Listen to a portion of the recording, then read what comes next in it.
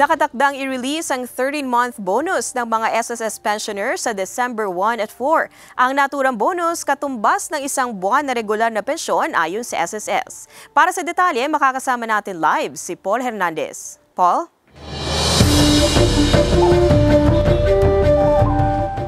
Ivy, good news sa mga SSS pensioner, 2,000 pesos hanggang 90,600 pesos ang pwedeng makuha na 13-month bonus ng mga pensyonado. Depende sa naging contribution nila.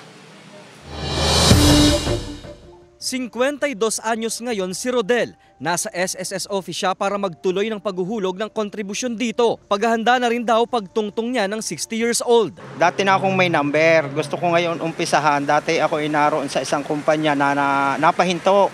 Ngayon, sabi ni Mrs., ipagpatuloy at lagi din naman ako andito sa SSS, ay di maghulog na kami pareho. Sayang din. 8 taon pa ang hihintayin, pero excited na rin siyang maging pensyonado ng SSS para makakuha ng benepisyo sa ahensya. Lalo na tuwing sumasapit ang Pasko.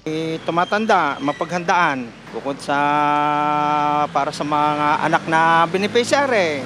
Ngayong taon, hinati at i-release ng SSS ang 13-month pension ni nanay at tatay, lolo at lola sa 2 batch. Nakaschedule na makuha ang bonus sa December 1, 2023 para sa may date of contingency na una at ika-15 araw ng buwan. At December 4, 2023 naman sa may date of contingency tuwing ika-16 hanggang huling araw ng buwan. Batayan daw nito ang birth date. Kung ang birth date mo, for example, is the 10th day, so December 1 mo matatanggap. Pero kung ang birth date mo halimbawa is 16, so sa December 4 mo siya matatanggap.